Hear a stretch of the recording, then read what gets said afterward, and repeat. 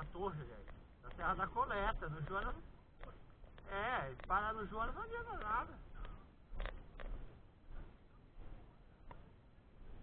Não, nada.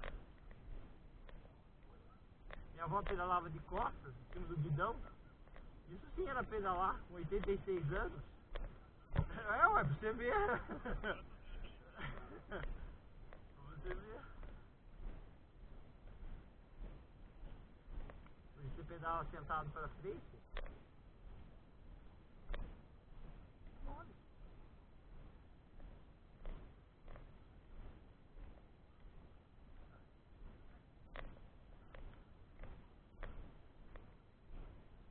É. Nossa. Ah, é, nós cruzamos com os caras assim, com barra forte.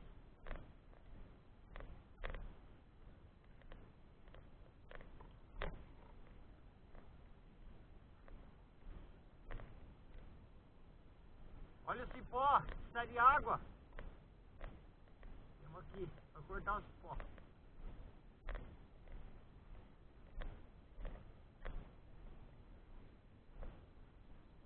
Ih, começou já a escorregadia. É escorregadia essa trilha, hein? Nossa senhora.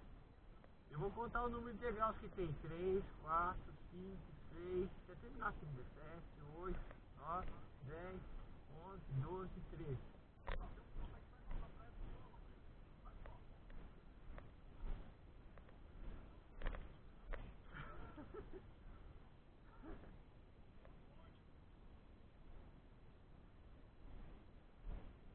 Onde está livre?